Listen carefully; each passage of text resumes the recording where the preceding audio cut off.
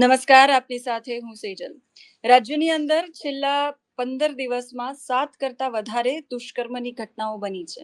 આ ઘટનાઓ સતત રાજ્યની સલામતી, મહિલાઓની, દીકરીઓની સલામતીને લઈને સવાલ ઉઠાવી રહી છે. દાહોદની ઘટના હોય, સુરેન્દ્રનગરની હોય, મહેસાણાની હોય કે પછી એ વડોદરાની હોય અને હવે આણંદની ઘટના હોય. આ ઘટનાઓને જોયા પછી અને આ સિવાયની ઘણી બધી ઘટનાઓને જોયા પછી સવાલ આપણને સતત એ થયા કરે કે કાયદો અને વ્યવસ્થાની સ્થિતિ રાજ્યની અંદર કેમ સતત કથળતી જઈ રહી છે. અને એટલે જ સ્ક્રીન પર તમે જોઈ રહ્યા છો પત્રકાર ધૈવતભાઈ ત્રિવેદીને આપણી સાથે એમને આપણે જોડ્યા છે. એમના પત્રકારોના અનુભવો પરથી જાણવું છે કે રાજ્યમાં કાયદો અને વ્યવસ્થાની સ્થિતિ છે એમાં કેમ પરિવર્તન આવતા ગયા છે. ધૈવતભાઈ, જમાવટમાં આપનું ખૂબ ખૂબ સ્વાગત છે. ધન્યવાદ. દૈવતભાઈ, રાજ્યની અંદર જેટલી પણ ઘટનાઓ બની રહી છે, આપણે એ બધી જ ઘટનાઓમાં એ બધા જ પુરાવાઓ, લોકોની માનસિકતા, વિકૃતતા, આ બધું જ જો બાજુ પર રાખીએ તો સૌથી મોટો સવાલ સૌથી પહેલા એ થાય કે કાયદો અને વ્યવસ્થાની સ્થિતિ રાજ્યની અંદર કઈ કક્ષાએ પહોંચી છે હવે. કેમ કે સતત એક પછી એક આવા બનાવો બની રહ્યા છે તો ઘણી ચર્ચાઓ એવી પણ થાય કે કોઈને ખાખીનો ડર નથી, કોઈને કાયદાનો ડર નથી, કોઈને કોર્ટનો નથી. તો આવું કેમ? તમને શું લાગે છે કે આવું રાજ્યની અંદર કેમ થઈ રહ્યું છે? આ માત્ર કાયદા અને વ્યવસ્થાની જ સ્થિતિનું પરિણામ ન કહી શકાય, કારણ કે આ માનસિકતા સંબંધિત પણ છે. આપણે દરેક હમણાંની તમે જે ઉલ્લેખ કર્યો એ દરેક ઘટનાઓની જો વાત કરીએ તો એ દરેક ઘટનાઓમાં કેટલાકમાં શિક્ષકો સંકળાયેલા છે. એકમાં બે ઘટનાઓ તો એવી છે કે જેમાં આચાર્ય સંકળાયેલા છે, સંડોવાયેલા છે. વડોદરાની ઘટનામાં બહુ જ અભણ મજૂર કક્ષાના લોકો સંકળાયેલા, સંડોવાયેલા છે. એટલે આ દરેકમાં માનસિકતા આપણે એવી વાત થાય કે કાયદાનો ખોફ લોકોના મનમાંથી સંપૂર્ણપણે નીકળી ચૂક્યો છે. કોઈને એવો ડર લાગતો નથી. બાકી કાયદા કેટલા કડક સતત એક પછી એક ઘટનાઓમાં બનતા જાય છે. નિર્ભયા કેસ જે બન્યો અને ત્યાર પછી દુષ્કર્મના કિસ્સામાં મહિલાઓને જે આપત્તિજનક સ્થિતિમાં મુકાવવું પડતું હતું એની ઉલટ તપાસ દરમિયાન એમાં પણ બહુ બધા પરિવર્તનો આવ્યા. પોક્સોનો કાયદો લાવવામાં આવ્યો. હમણાં જે પશ્ચિમ બંગાળની ઘટના બની એમાં તો બંગાળ સરકારે મૃત્યુદંડની જોગવાઈ સીધી લાગુ કરવાનો પ્રસ્તાવ પણ મૂકેલો છે.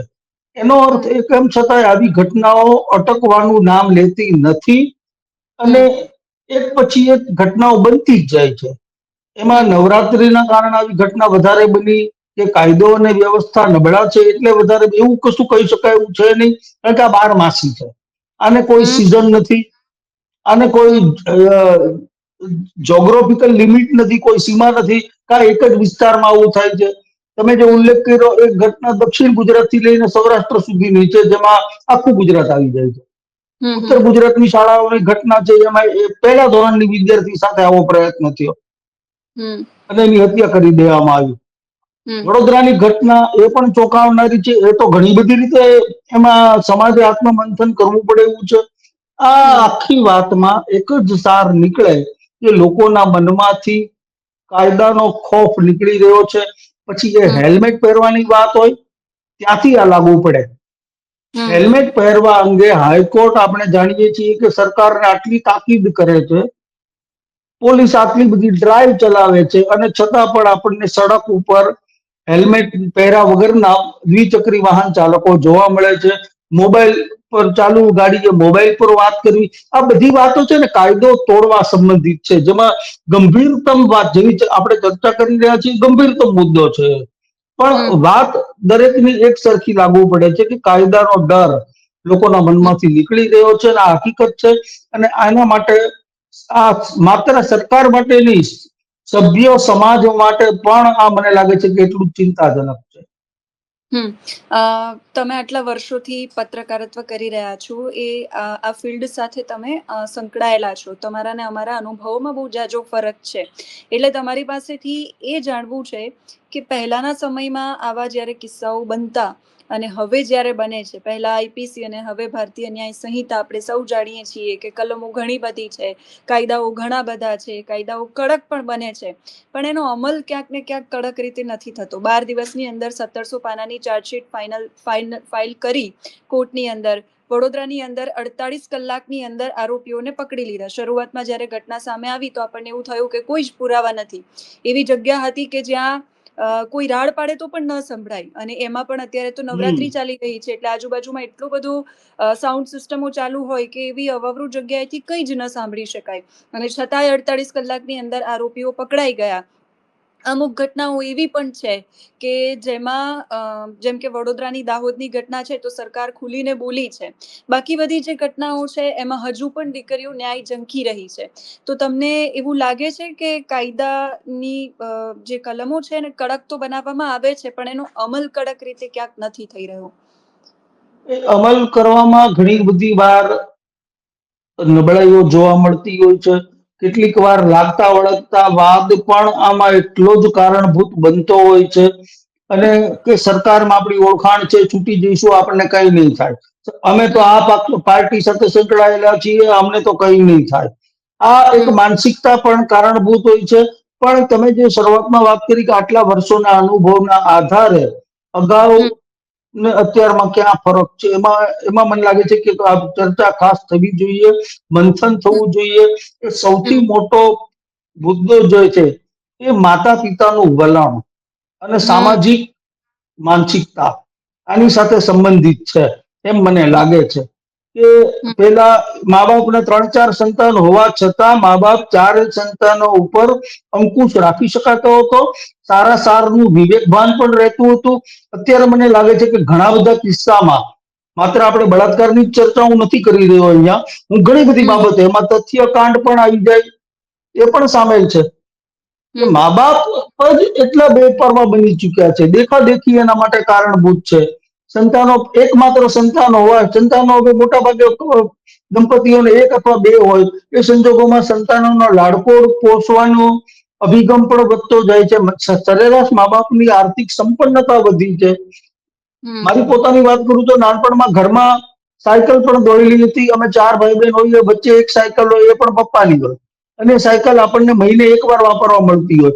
અત્યારે એવું છે નહીં. અત્યારે સ્કૂલના છોકરાઓ 2 વ્હીલર લઈને ફરતા આપણને જોવા મળે છે. તો શું કાયદાનો ડર નથી? હમ હમણાં બોપલમાં એક ઘટના એવી બની, hit and run case, yes. જેમાં સગીરભાઈનો બાળક હતો અને BMW ગાડી લઈને જતો હતો. એ કિસ્સામાં પણ પોલીસે એના પિતા સામે કાર્યવાહી કરી. કાયદો છે, પોલીસે એનો અમલ પણ કર્યો. તો શું આવી ઘટના બીજી વાર નહીં બને? ખરેખર તો ન જ બનવી જોઈએ. હમ નજર સામે તથ્યકાંડ છે આપણી સામે. હમ આટલો ભયંકર અકસ્માત જેને સર્જ્યો, 9-9 જિંદગીને હોમી દીધી પોતાની સ્પીડના કેફ માટે, અને છતાંય આવી ઘટના બનતા બનતા રહી ગઈ. BMWમાં એક વ્યક્તિ મૃત્યુ પામે છે. તો શું એક વ્યક્તિ મૃત્યુ પામે એટલે કે ઘટનાનું મહત્વ ઘટી નથી જતું? એક હમ જાન ગઈ છે. હમ સાધારણ અકસ્માતમાં એવું નહીં થાય એની શી ખાતરી? એટલે કોઈ મા બાપે પોતે આ અભિગમ બદલવાની જરૂર છે. અને એમાં મોકળાશ ભર્યા વાતાવરણનો ખ્યાલ, એમાં મોકળાશની વ્યાખ્યા આપણે બદલવાની જરૂર છે. વડોદરાના કિસ્સામાં પણ તમે જોશો કે જેમની સાથે હું આમાં દુષ્કર્મ થયું છે એટલે એ છોકરીને બિલકુલ જવાબદાર નથી ગણતો, પરંતુ એ પણ સમજવું પડશે કે કયા સમયે કઈ જગ્યાએ કોની સાથે જવાય. આ પણ હમ મા બાપે સંતાનોને સમજ પાડવાની જરૂર છે. તો આ બધા મુદ્દા મને લાગે છે કે સામાજિક પરિવર્તનમાં આ મંથનની આવશ્યકતા છે અત્યારના હમ સમયમાં. અત્યારે હમ આપણે સ્વતંત્રતાના નામે, લાડકોડના નામે, સંતાનોના મોજ શોખ પૂરા કરવાના નામે આપણે ઘણી બધી છૂટછાટો આપતા થયા છીએ. એના કારણે પણ આવી ઘટનાઓ બનતી જાય છે. સૌથી મહત્વની વાત, જે દુષ્કર્મની જે તો આપણે જે વાત ચર્ચા શરૂ કરી હતી, એવા કિસ્સામાં સામાજિક માનસિકતા કારણભૂત છે. સ્ત્રીઓ પ્રત્યેની હીન ભાવના હમ જે પ્રકારે ઘર કરી ચૂકી છે, હમ એમાં ધડમૂળથી બદલાવ લાવવો પડશે. અને એ કાયદાઓ કે સરકારનું કામ નથી, એ હમ સમાજ તરીકે આપણું માધ્યમોનું પણ કામ છે, સમાજના વિચારકો ચિંતકોનું પણ કામ છે. એમની જવાબદારી છે કે સમાજના ઘડતરમાં આ વસ્તુ પાયામાં ઉમેરવી પડશે કે સ્ત્રીઓ સાથેની બદસલુકી કોને કહેવાય અને કેમ ન થવી જોઈએ. એ વિચારથી પણ દૂર રહેવાની વાત છે. કરવાની તો વાત હમ બહુ પછી આવે છે, એ તો આવી જ ન જોઈએ કોઈ કાળે. એ માટે તો હમ કાયદાનો ડર હોય, પણ એ વિચારમાં પણ ના આવે એના માટે સમાજે એવું પેઢીનું ઘડતર કરવું પડશે. અત્યારે મને લાગે છે કે આપણે સામાજિક રીતે એવા તંદુરસ્ત વિચારશીલ સમાજનું નિર્માણ કરવામાં નિષ્ફળ જઈ રહ્યા છીએ. હમ એટલે રાજની સંપન્નતા આવે છે, હમ આર્થિક સંપન્નતા આવે છે, વૈચારિક મોકળાશ મળે છે, સોશિયલ મીડિયાના પ્લેટફોર્મ્સ આપણી પાસે આવ્યા છે જે અભિવ્યક્તિ આપે છે આપણને. પરંતુ હમ આપણે એનો સાચો ઉપયોગ કરીએ છીએ કે કેમ, એમાં મને શંકા છે. સોશિયલ મીડિયાના ઉપયોગથી ઘણી બધી બદીઓ આવી. હમ સારપ કેટલી આવી છે ખબર નથી, પણ બદી તો ખૂબ આવી છે. તો હમ ત્યાં વાંક સોશિયલ મીડિયાનો નથી. છુરી સે હમ કત્લ ભી હોતી, છુરી સે જહર ભી મિટતા, છુરી હૈ વહી લેકિન સવાલ હૈ ઇરાદે કા. હમ છરી ગુંડા પાસે હોય ને છરી એક ઓપરેશન થિયેટરમાં સર્જરી કરી રહેલા ડોક્ટરના હાથમાંય છે. વાંક હમ છરીનો નથી, ઈરાદાનો વાંક છે. સોશિયલ હમ મીડિયાની આ બધી સોશિયલ મીડિયાના કારણે કેમ ફેલાય છે? તો એ મંથન સમાજે કરવું પડશે. આપણી પાસે આ બધા જ માધ્યમો આવ્યા છે, એનો છૂટથી ઉપયોગ આવ્યો છે, ડેટા સસ્તો મળે છે, એટલે આપણે અશ્લીલ રીલ્સ જોયા કરીએ છીએ. તો આપણે એનો દુરુપયોગ કરી રહ્યા છીએ. આપણા મનમાં, આપણા વિચારોમાં એવી હીન ભાવના આવવાની છે, એ નિશ્ચિત છે. અને એના હમ પરિણામે ક્યાં આવી ઘટનાઓ પણ એના રિફ્લેક્શન સ્વરૂપે આપણને જોવા મળવાની છે. સમાજે આ માનસિકતાનું ઘડતર કરવું પડશે. આવી આ હીન, રુગ્ણ, બીમાર માનસિકતાને દૂર કરવી પડશે. અને નવી પેઢીને એ ખાસ શીખવવું પડશે, ડુઝ એન્ડ ડોન્ટ્સ. એ સૌથી હમ વધુ મહત્વના છે. બહેનોને, બાળકીઓને એવું શીખવવામાં આવે છે, બેડ ટચ ગુડ ટચ. હમ આ વસ્તુ બાળકોને પણ શીખવવાની જરૂર છે. હમ કે સ્ત્રીઓની સાથે કેવી રીતે પેશ આવવું, કેવી રીતે એમની સાથે વર્તન કરવું, કેમ ડાયરેક્ટ કોઈના ઇનબોક્સમાં ન જતું રહેવાય મેસેજ કરવા માટે. કેમ કોઈ પણ અજાણી મહિલાને મેસેજ કરતા પહેલા વિવેક ભાન કેવી રીતે રાખી શકાય? આ નવા જમાનાની તાસીર છે. અને એ પુરુષો કે સ્ત્રીઓ, હમ યુવાનો કે યુવતીઓ, કિશોરો કે કિશોરીઓ, તરુણો કે તરુણીઓ, દરેકને આ સમજાવવી પડશે. અને એ કામ કાયદો કે સરકાર ક્યારેય નહીં કરી શકે. એ સામાજિક મંચ, સામાજિક અગ્રણીઓ, વિચારકો એમનું કામ છે. આપણે પણ મીડિયા તરીકે તમે અને હું પણ એના માટે એટલા જ જવાબદાર છીએ. અને આપણી પણ એ ફરજમાં આવે છે કે આપણે એ વાત મેક્સિમમ લોકો સુધી મહત્તમ પ્રસંગો એ કરતા રહેવી પડશે. સતત અમે પણ આપણે સતત એ કહી રહ્યા હોઈએ છીએ કે આ જે પણ ઘટનાઓ બને છે, આવે છે ક્યાંથી? તો એ સમાજની અંદર એક પ્રકારની વિકૃતિ છે, અને એના માટે આપણે પોતે પણ જવાબદાર છીએ. જે રીતે તમે વાત કરી એ રીતે, એટલે સૌથી પહેલો બદલાવ આપણે આપણાથી લાવવો પડશે. રાજનીતિની ચર્ચા કરીએ એના પહેલા આપના અનુભવોના આધારે એ જાણવું છે કે સમાજની અંદર આપણે વાત કરી રહ્યા છીએ કે વિકૃતિ આવી ગઈ છે, સંસ્કારો છે, સોશિયલ મીડિયા છે, આ બધું જ આ બધામાં ઘણું બધું પરિવર્તન આવ્યું છે. સમાજની વિચારધારા ધીમે ધીમે ધીમે તમે જે રીતે જોઈ રહ્યા છો આ સમાજને અને આ વિશ્વને, આપણા રાજ્યને, કઈ રીતે વિચારધારાની અંદર ધીમે ધીમે પરિવર્તન આવ્યું છે, તમે એ પરિવર્તનોને કઈ રીતે આંકો છો? પરિવર્તન આમ જુઓ તો સંપન્નતાની દ્રષ્ટિએ મેં કીધું એમ પરિવર્તન આવ્યું, ટેકનોલોજીનો બદલાવ આવ્યો, સંપર્ક મહત્તમ બન્યો. જે હમ પહેલાના સમયમાં છોકરા છોકરીનો સંપર્ક જ જોયેલો હતો. હું બહુ નાના એવા ગામમાંથી ઉછરેલો છું, જ્યાં છોકરા છોકરી પરસ્પર સંપર્ક બહુ જ ઓછો હોય. પછી હમ જયારે હાઈસ્કૂલમાં ભણવા ગયો ત્યાં પણ કોઈ એજ્યુકેશન નહીં.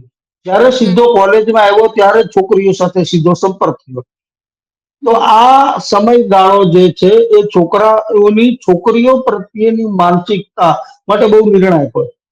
અને હમ દરેકની જગ્યાએ ઉંમરનું કામ કરતી જ હોય. આકર્ષણ, વિજાતીય આકર્ષણનો સિદ્ધાંત પણ કામ કરતો હોય. એવે હમ સમયે તમને સ્પષ્ટતા હોવી જોઈએ. એવે સમયે વિવેક ભાન હોવું જોઈએ કે કેવી રીતે વાત કરે, શું ન કરાય, એની ખાસ ખબર આપણે પાડવી પડે. અને એ માત્ર અને માત્ર એના માટે પારિવારિક કેળવણી જ અસરકારક બને એમ હું માનું છું. કારણ કે મા બાપ જ સંતાનોની સૌથી વધુ નજીક હોય છે. ગુરુ હમ તો ગુરુ પણ એટલા જ, શાળાઓમાં પણ આ પ્રકારે એક સંદેશા, શાળાઓ પણ આ જવાબદારી નિભાવી શકે. પરંતુ પારિવારિક કેળવણીમાં આ વાત હોવી જોઈએ કે કોઈ પણ મહિલા સાથે વાત કરતી વખતે, એને સ્પર્શ કરતી વખતે, એની સાથે કોમ્યુનિકેટ કરતી વખતે શું શું કાળજી લેવાવી જોઈએ. આ ખબર બાળપણથી જો પાડવામાં આવે ને સમાજના દરેક સ્તરે આની જાગૃતિ ફેલાવવામાં આવે, ત્યારે મને એમ લાગે છે કે આખી પેઢી વીતે પછી કદાચ પરિવર્તન આવે, પણ એ પરિવર્તન ધીમું હશે પણ મક્કમ હશે, મજબૂત હમ. હશે. અત્યારે જે ઘટનાઓ જોવા મળે છે એમાં મીડિયા તરીકે તે આજની જ ઘટનામાં વડોદરામાં આજે જે બે આરોપીઓ ઝડપાયા, આપણે સીધું ઘણા બધા મીડિયામાં મેં વાંચ્યું, મને બહુ દુઃખદ લાગ્યું છે. તેનું હેડિંગમાં એવું આપવામાં આવ્યું કે વિધર્મી યુવતો જાત પકડાયા. દેવાયું. આ બળાત્કાર જેવી ઘટનાને તમે ધર્મના આધારે કેવી રીતે મૂલવી શકો? હમ. એ કોઈ પણ ધર્મ નો હોય, એ દરિંદગી છે, આ હેવાનિયત છે. હમ. એને ધર્મ સાથે કે જ્ઞાતિ સાથે જોડી જ ન શકાય. ગુનેગાર આરોપી આરોપી છે. આ તો આપણો પત્રકારત્વનો સાધારણ નિયમ છે. આ હમ. કારણ વગરની ઉશ્કેરણી ઊભી કરવાની મીડિયાની જે આદત છે એ હમ. આપણે પણ સુધારવી પડશે, અને ગુનેગારો પ્રત્યે મીડિયાએ પણ પૂરી કડકાઈથી તિરસ્કારનું વલણ દાખવવું પડશે. હમ. તિરસ્કાર નું વલણ એની સાથે આપણે રાખીએ તો લોકોને સુધી પહોંચશે કે આવા ગુનાઓમાં સંડોવાવાથી સામાજિક છબી આપણી કેવી થાય છે. હમ. પરાણે કોઈની પણ સાથે કરેલું કૃત્ય એ દુષ્કૃત્ય સમાન જ છે. પરાણે કોઈને પણ કરેલો અછડતો સ્પર્શ પણ દુષ્કૃત્ય બરાબર છે. આ સમજ આપણે કેળવવી પડે. અકારણ કોઈની સાથે એમ સંપર્ક નહીં કેળવી શકાય. સાથે સાથે આપણી બહેન દીકરીઓને પણ એ સમજ પાડવી પડશે કે આવી પરિસ્થિતિ આવે તેનો સામનો કેવી રીતે થઈ શકાય, કેવી સ્પષ્ટતાથી એનો જવાબ આપી શકાય. ક્યાં તમારા મિત્રો પરિચિતો એમની સાથે ક્યાં જવાય, ક્યાં ન જવાય, એ એમને પણ સમજાવવું પડશે. તો ઘણી બધી ઘટનાઓ નિવારી શકાય. એ બાબતમાં જો આપણે ગુડ ટચ બેડ ટચ ના શિક્ષણમાં સામેલ કરવામાં આવ્યું તો એના સારા પરિણામો પણ આપણને જોવા મળે છે. ઘણા બધા કિસ્સામાં વહેલી ખબર પડતી થાય છે, એ આવકાર્ય છે. તો આ સમજ પણ જો બાળકોને આપવામાં આવે તો મને લાગે છે કે લાંબા ગાળે કદાચ થોડું પરિવર્તન આવે. હમ. આ બધી ઘટનાઓ બની પછી સતત એક સવાલ એ પણ થતો હતો, જે રીતે તમે વાત કરી કે ગુડ ટચ બેડ ટચ આપણે શાળાઓની અંદર પણ હવે શરૂઆત થઈ ગઈ છે કે નાના બાળકોને શીખવાડવામાં આવે છે કે કોને સારું કહેવાય, કોને ખોટું કહેવાય. આપણે ઘટનાઓ બને પછી એવી એવી ચર્ચાઓ કરતા હોઈએ કે આ તો મોટી દીકરી સાથે આ થયું છે, નાની બાળા સાથે આ થયું છે. આવી કેટલી બધી ઘટનાઓ રાજ્યમાંથી અને આપણા રાજ્યની બહારથી પણ સામે આવી. તો મોટી દીકરીઓને આપણે શીખવાડી શકીએ છીએ કે કોને સારું કહેવાય, કોને ખરાબ કહેવાય. નાની દીકરીઓ સાથે, નાની બાળાઓ સાથે જે ઘટના બની છે, સતત સવાલ એ થાય કે આપણે એમને કેવી રીતે શીખવાડીશું, અને અગેન પછી એ વાત પહોંચે સમાજ સુધી. પણ જે પ્રતિનિધિઓ છે જનતાના, જેને જોઈને જનતા ઘણું બધું અનુકરણ કરતી હોય છે, ઘણી વખત એ લોકો પણ ઘણું બધું શીખવાડીને જતા હોય છે સમાજની અંદર. અને જે રીતે અત્યારનો માહોલ બન્યો છે રાજ્યની અંદર કે રાજ્યની બહારની જે ઘટનાઓ બને છે એ પછી કોલકાતાની ઘટના હોય કે પછી બીજી કોઈ જગ્યાની, કેમ કે કોલકાતા એના સિવાયના બીજા કેટલા બધા રાજ્યો અને આપણું ગુજરાત, સતત એક પછી એક અઠવાડિયામાં તમે 7 દિવસની અંદર તમે 5 થી 6 ઓછામાં ઓછી ઘટનાઓ તમે એવી જુઓ છો. જી 2022ના એનસીઆરબીના આંકડા એવું કહી રહ્યા છે કે દર દિવસે 6 દુષ્કર્મની ઘટના બનતી હતી. ત્યાર જી પછીનો અપડેટ નથી કરાયો. રાજનીતિ થઈ રહી છે ક્યાંક ને ક્યાંક. દુષ્કર્મ જે થાય છે દીકરીઓ પર એ ન જ થવું જોઈએ અને ખોટું જ છે. પણ એક ચશ્મા પહેરીને જોવામાં આવે છે કે આ જગ્યાનું છે તો આના માટે બોલો, આ અહીંયાનું છે તો તમે મૌન રહો, કેમ કે તમારી પાર્ટી સાથે સંકળાયેલો છે, કાં તો તમારા તાર ક્યાંક એ આરોપી સાથે સંકળાય છે. આ જે ઘટનાઓ થઈ રહી છે, રેપનું રાજનીતિકરણ થઈ રહ્યું છે, એના મુદ્દે તમે શું કહેશો? કેમ કે ખરેખર તો એ ન થવું જોઈએ. દુષ્કર્મ છે. આરોપી, જે રીતે આપણે વાત કરી કે એની જાતિ વિશે વાત ન જ થવી જોઈએ, એ કોઈ પણ સમાજમાંથી આવતો હોય, આરોપી છે તો એ આરોપી જ છે. તો એ દીકરી સાથે ક્યાંય પણ વિશ્વના કોઈ પણ ખૂણામાં ખોટું થયું છે તો એ ખોટું જ છે. એના મુદ્દે જે રાજનીતિ થઈ રહી છે એ વિશે તમે શું કહેશો? આ બહુ જ વરવી બાજુ છે હમ. રાજનીતિની, અને એમાં પણ પ્રજા તરીકે આપણે કોઈ એક પક્ષના વગર પગારના પ્રવક્તા બનીને ફરતા થઈ જઈએ ત્યારે આ પરિસ્થિતિનું નિર્માણ થાય. હમ. પશ્ચિમ બંગાળમાં બળાત્કારની ઘટના બને એટલે ગુજરાતમાં ભારતીય જનતા પાર્ટીના સમર્થકો આસમાન તૂટી પડ્યું એવો દેકારો કરતા હોય, પરંતુ એ જ ગુજરાતમાં અત્યંત જઘન્ય રાક્ષસી કૃત્યનો ભોગ બનનાર બિલ્કિસ બાનુના ગુનેગારોને રાજ્ય સરકાર વહેલા છોડી મૂકતી હોય અને પછી એના માન સન્માન પણ થતા હોય. મોઢા મીઠા કરાવાતા હોય. હા, એના હાર પૂરા થયા છે. આ હમ જાહેરમાં માધ્યમોમાં એના અહેવાલો છે. તો આ વિરોધાભાસ આ પણ સમાજના ઘડતરમાં બહુ જ નિર્ણાયક ભાગ ભજવે છે. હમ તમારો બળાત્કાર અને અમારે ત્યાં થયેલો બળાત્કાર, આ કયા પ્રકારની સભ્યતામાં આપણે જીવીએ છીએ?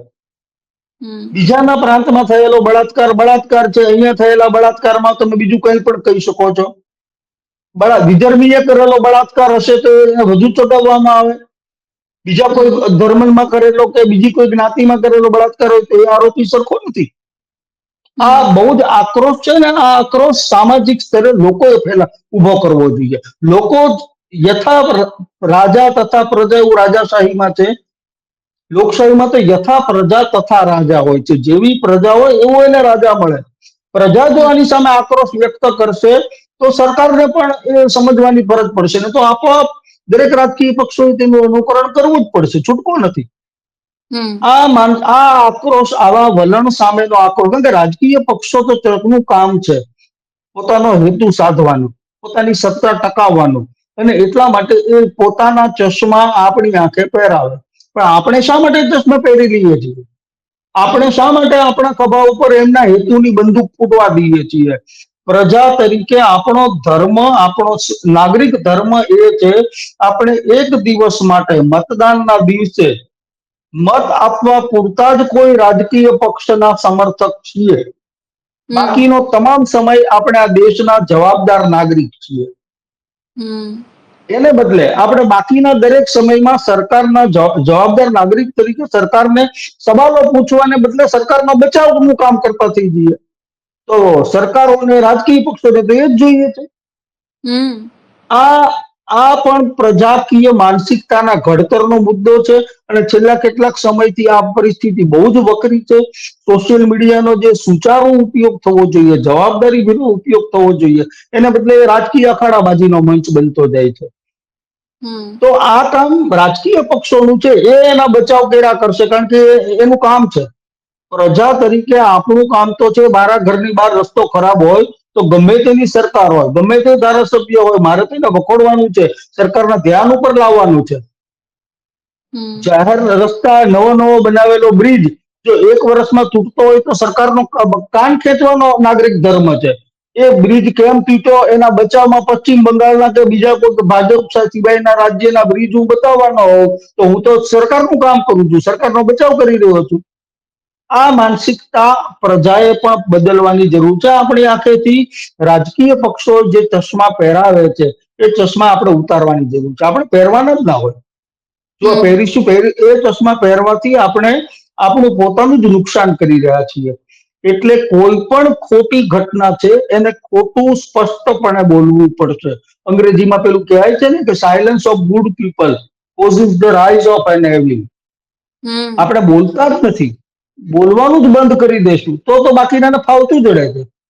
આપણે હમ બોલવું પડશે, અળખામણા થઈને પણ બોલવું પડશે. અને એવું અળખામણા થઈને કડવું સત્ય બોલનારા દરેક યુગમાં હોય છે. સોક્રેટિસ હોય કે અખો હોય આપણો, હમ જેને આવા પાખંડો સામે, અસત્ય સામે, અનૈતિકતા સામે અવાજ ઉઠાવતા જ રહેવો પડશે, સતત બોલતા રહેવું પડશે. અને ત્યારે સમાજને એની અસર થશે થોડીક માત્રામાં, પણ એનાથી આપણે બોલવાનું કામ, સાચું બોલવાનું જે કહેવાનું કામ છે એ તો હિંમતભેર કરતા જ રહેવું પડશે. એ અટકાવીશું તો આ સમાજને કોઈ નહીં બચાવી શકે. એટલે આ માનસિકતા જે લોકોના મનમાં ઘૂસી છે એમાં બદલાવ લાવવો સૌથી વધુ જરૂરી છે. જો લોકોમાં પરિવર્તન આવશે તો આપોઆપ રાજકીય પક્ષો એ સ્વીકાર્યા વગર છૂટકો નથી. હમ આપણે સતત એવું કહીએ છીએ કે નેતાઓ નૈતિકતા ચૂક્યા છે, રાજનીતિ મર્યાદા ચૂકી છે, પણ આપણે આપણી બાજુ પણ વળીને નથી જોઈતા કે આપણે પણ ક્યાંક ને ક્યાંક આપણા મૂલ્યો ભૂલી ગયા છીએ, જેના કારણે આ લોકોને આટલી બધી છૂટ મળે છે, આટલું બધું બેફિકરથી ફરવાનું અને બોલવાનું એમને મળે છે, જેના કારણે આવું બધું બોલી શકે છે.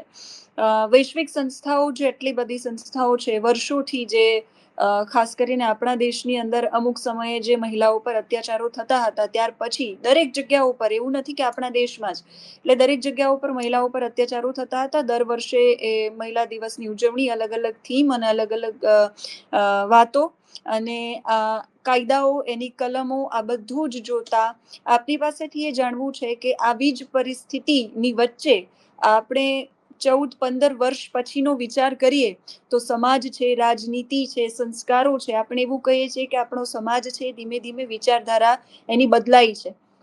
આજથી 14-15 વર્ષ પછીની કલ્પના તમારી કેવી હશે? મતલબ કેવો સમાજ તમે જોઈ રહ્યા છો?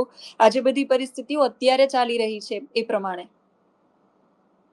જો સ્વતંત્રતા અને સ્વચ્છંદતા, હમ આ બે ઘણે ખરે અંશે સમાનાર્થી લાગતા પરંતુ પરસ્પરથી વિરોધાભાસી શબ્દો છે. હમ સ્વતંત્રતા ચોક્કસ હોવી જોઈએ, પરંતુ એ સ્વતંત્રતામાં સ્વચ્છંદતા ન હોવી જોઈએ. હમ પુરુષ મિત્ર સાથે રાત્રે બહાર જવું એ સ્વતંત્રતા છે, એમાં રોકી ન શકાય, ન હમ રોકવા જોઈએ. એને એવું તંદુરસ્ત સમાજનું નિર્માણ પણ આપણે કરવાનું છે, બિલકુલ હમ કરી શકાય. હમ પરંતુ ત્યારે શું અને કેટલી કાળજી રાખવી જોઈએ, ક્યાં જવાય, કે કેવી રીતે વર્તાય, એની સમજ જે છે એ બહુ જરૂરી છે.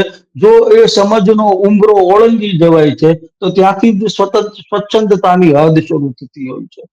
એટલે હમ આ સમજ જો આપણે આપીએ તો મને લાગે છે કે તમે જે સવાલ કર્યો એ મુજબ કે આવનારા દિવસોમાં આપણે સમાજને ક્યાં જોઈએ છીએ, તો મને હમ લાગે છે કે આવનારા દિવસોમાં આપણે એક સ્વસ્થ, તંદુરસ્ત અને હકારાત્મક ઉર્જા ધરાવતા સમાજનું નિર્માણ કરી શકીશું.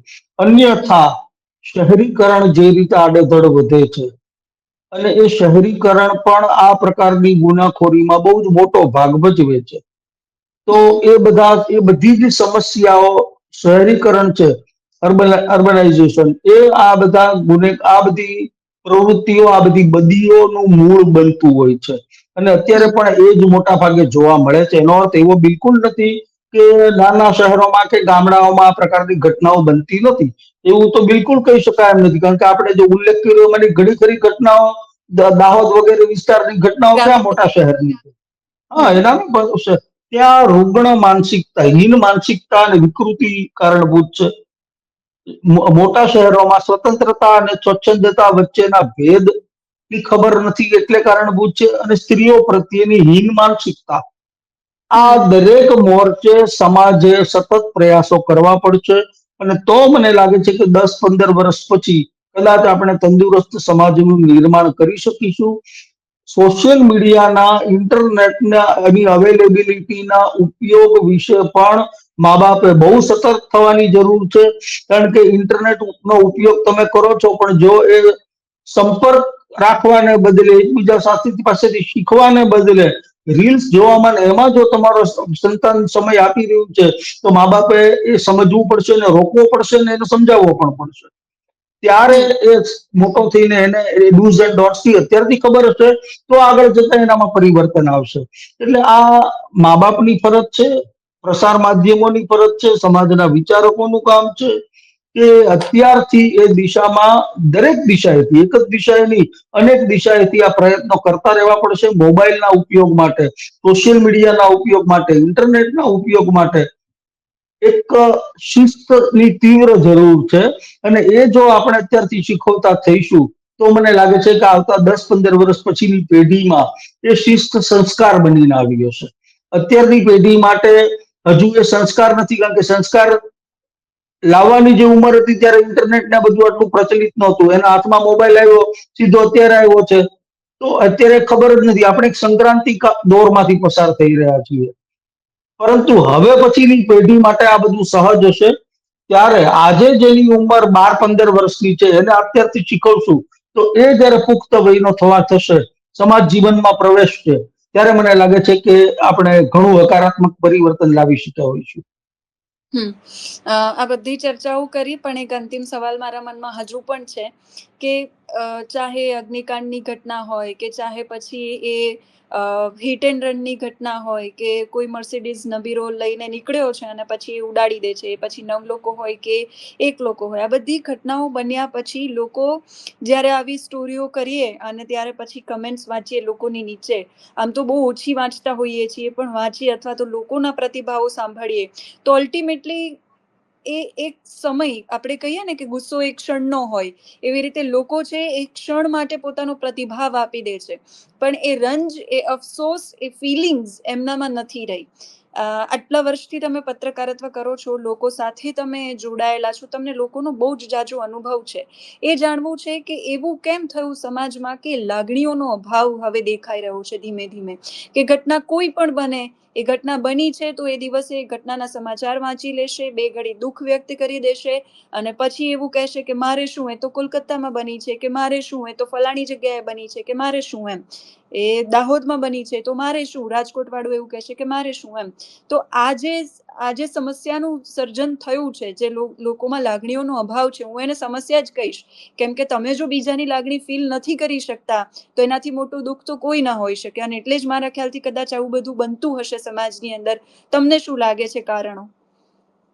આ તમે કહો છો બહુ જ મહત્વનો અને સૌથી મહત્વનો મુદ્દો છે કે આપણે હમ સંવેદના ગુમાવી રહ્યા છીએ, હમ અને એનું કારણ કદાચ ઘટનાઓનો અતિરેક છે. એટલે ઘટનાઓને તો તમે ઘટતી રોકી શકતા નથી.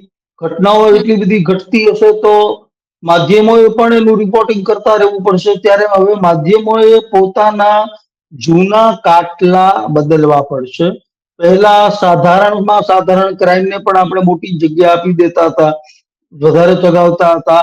હવે એમાં થોડુંક સંયમિત થવું પડશે. આ એનું કારણ શું છે? હમ શરીરમાં કોઈ એક અંગ ઉપર વારંવાર વાગ્યા કરે હમ એટલે એ અંગ એ વાગવા પ્રત્યેની સંવેદના ગુમાવી દે, એટલે હમ રીઢું થઈ ગયું કહીએ આપણે. એમ સમાજમાં આ પ્રકારની ઘટનાઓ પ્રત્યેની સંવેદનહીનતા ક્ષણિક બની ચૂકી છે, હમ લાંબો સમય ટકતી નથી. એનું હમ કારણ એ છે કે આવી ઘટનાઓના સતત અતિરેકના કારણે સમાજ એના પ્રત્યે લાંબા સમય સુધી પોતાની સંવેદના ટકાવી શકતો નથી. એ હમ ટકાવવાનું ઘટી જાય છે, કારણ કે એને રોજનું થઈ ગયું છે એના મનમાં, કે એક ઘટના, બીજી ઘટના, ત્રીજી ઘટના. આપણે હમણાં જ આજે આ ચર્ચાના આરંભે જ કીધું કે છેલ્લા 15 દિવસમાં 5 તો એવી ઘટના બને છે કે જેનાથી અરેરાટી થાય. તો માણસ ક્યાં સુધી સતત અરેરાટીના માહોલમાં જીવે? એને ભાર હમ લાગશે. હમ રોજિંદા જીવનનો સ્ટ્રેસ દરેકની જિંદગીમાં છે. દરેકને નેગેટિવ ફિલિંગ કોઈને નથી ગમતી, અને સતત હમ આવી નેગેટિવ ફિલિંગ આપણા ઉપર આવતી જ જાય, થોપાતી જ જાય. ત્યારે આપણે શું કરીએ? એસ્કેપિઝમ શરૂ થાય, એમાંથી નીકળવા માંડીએ, ધ્યાન જ ના હમ દઈએ, આંખ આડા કાન કરી લઈએ. હમ આનાથી આપણા મનમાં એક પ્રકારની આ સંવેદનહીનતા હું નથી કહેતો, આને હું એસ્કેપિઝમ કહું છું. કે આ હમ પ્રકારની નેગેટિવિટીનો સ્ટ્રેસ પોતાના મનમાં ન પડે એનાથી દૂર ભાગવાનો પ્રયત્ન છે. હમ હકીકતમાં સમાજ આના પ્રત્યે સંવેદનશીલ બને. આપણે જોઈએ કે જાહેર માર્ગ ઉપર કોઈ મારામારી થાય કે એક્સિડન્ટ થાય, ઇવન પાણીમાં ડૂબતા હોય. મેં થોડાક સમય પહેલા જ એક રીલ વિશે મેં કંઈક ચર્ચા વાંચેલી હતી, જેમાં પાછળ 2 વ્હીલર ઉપર 2 યંગ છોકરાઓ જઈ રહ્યા હતા. કયા રાજ્યનો વિડીયો છે મને કઈ ખબર નથી, પણ મેં જોયું હમ છે. એ આગળ એક ટ્રક જઈ રહ્યો છે, જેનો ચાલક દારૂ પીધો હોય એવું હોઈ શકે, અથવા ઊંઘમાં હોય, પણ એ ટ્રક વાંકો ચૂકો ચલાવે છે. હમ આ 2 છોકરા પાછળથી વિડીયો ઉતારે છે, કોમેન્ટ્રી બોલતા પણ જાય છે કે આ પીધેલો છે, પીધેલો છે, કે ઊંઘમાં છે. અને પેલો ટ્રક ચાલક ખરેખર બેહોશ હાલતમાં ચલાવતો હશે, એટલે રેલિંગ તોડીને આગળ ઉભેલા સામેથી આવતા બીજા વાહનને અથડાવે છે અને એક્સિડન્ટ થાય છે. પછી એમાં શું થયું એ આ વિડીયોમાં નથી, પણ ત્યારે મને પ્રશ્ન એ થતો હતો કે આ 2 છોકરાઓએ પાછળ ટ્રકની લગોલગ ચલાવે છે વાહન, પેરેલલ જવું, હોર્ન મારવા, પેલો જાગે એવો પ્રયત્ન કરવો પોતાની સલામતીને ધ્યાનમાં રાખીને, આવું કશું કર્યું નહીં, એને રીલ ઉતારવાનું મહત્વ સમજ્યું. હમ તો આ પણ એક પ્રકારની સંવેદનહીનતાની જ નિશાની છે. વડોદરાના પૂર વખતે પણ એવી ઘટનાઓ જોઈ છે કે લોકો જાહેર રસ્તા ઉપર આવીને બી પૂરમાં ફસાયેલા લોકોના બ્રિજ ઉપરથી નીચે રીલ ઉતારે છે. તો હમ આ વિડીયો ઉતારવાની બાબત પણ આપણે સમજવી પડે કે ઘટના બનતી હોય ત્યારે ત્યારે તો એટલીસ્ટ આપણે એના ચશ્મદીદ ગવાહ છીએ, આપણે એના સાક્ષી છીએ, આપણી આંખો સામે બધવાય છે. એને હમ રોકવાની કોશિશ કરવી એ આપણું કામ છે, નહીં કે એનો વિડીયો ઉતારવાનો. હમ એટલે પણ આ પણ મને લાગે છે કે એક સંક્રાંતિ કાળ છે. આપણા હાથમાં આ બધું નવું નવું આવ્યું છે. હમ હજી આપણને ભાન જ નથી પડતી કે આની સાથે કેવી રીતે પનારો પાડવો. એટલે આ બધી સમસ્યાઓ થાય છે. સતત આવું કહેતા રહેવાથી કદાચ ફેર પડે કે આવી કોઈ ઘટના બને ત્યારે એને રીલ ઉતારવાનો એનો આનંદ, રીલ ઉતારીને બધાને વહેંચવાનો આનંદ માણવાને બદલે એ ઘટનાને બનતી રોકવી એ આપણી પહેલી ફરજ છે. એની સમજ કેળવવી પડશે અને એ કેળવવાનું કામ બહુ જ અઘરું છે, ધીરજ માંગી લેતું છે અને સમય લેનારું છે. એ પણ આપણે હમ સમજવું પડશે. હમ એટલે એ કામ ભલે ધીરજ માંગી લેવું હોય, પણ તમે અને આપણે આપણા જેવા જે સતત આ બધી ઘટનાઓને લઈને અવાજ ઉઠાવી રહ્યા છે, આપણે સતત પ્રયાસ કરતા રહીશું. અને એક નાનકડી હોપ હજુ એ બચેલી છે કે એ જે આપણે ઈચ્છીએ છીએ સમાજની અંદર જે મૂલ્યોનું સિંચન થાય અને સમાજ જાગૃત થાય, એ ક્યારેક ને ક્યારેક તો બનશે આપણા પ્રયાસોથી. તમે અમારી સાથે જોડાયા એના માટે ખૂબ ખૂબ આભાર. તો આ હતા દૈવતભાઈ ત્રિવેદી, કે જેને આપણે સાંભળ્યા સમાજની અંદર આવતા પરિવર્તનોની આપણે વાત કરી, સમાજની અંદર જે બનતા દૂષણો છે એની આપણે વાત કરી, અને સતત જે બનતી ઘટનાઓ છે એમાં ક્યાં ચૂક રહી ગઈ છે આ બધી જ આપણે વાત કરી. અને અગેન જે મહત્વનો મુદ્દો જે છે એ કે આપણે આપણી સંવેદનાઓ ગુમાવી રહ્યા છીએ. સતત આ ઘટનાની ચર્ચાઓ થાય, સતત આવી ઘટનાઓની ચર્ચા થાય, સ્વાભાવિક છે કે આપણે પણ એનાથી એક બોજ અનુભવીએ. પણ બોજ ભવ્યા પછી પણ જ્યારે પણ આ ઘટના બને છે તો એના પ્રત્યે સંવેદના વ્યક્ત કરવી બહુ જરૂરી છે, એના પ્રત્યે બોલવું બહુ જરૂરી છે. કેમ કે જ્યાં સુધી તમે એમાંથી ભાગવાનો રસ્તો શોધશો ત્યાં સુધી આવી ઘટનાઓ છે અટકશે નહીં. એટલે એમાંથી ભાગવાનો રસ્તો શોધવાને બદલે એનો ઈલાજ શોધવાની બહુ જરૂર છે. અને આશા છે કે સમાજ એ રસ્તે જશે અને સરકાર પણ એવા પ્રયત્નો કરશે કે આવી જે ઘટનાઓ બને છે એના પર કેવી રીતે અંકુશ લાવી શકાય. તમે આ મુદ્દા પર શું માનો છો? કમેન્ટ કરીને ચોક્કસથી કહેજો. અત્યારે આ વિડીયોમાં બસ આટલું જ. નમસ્કાર.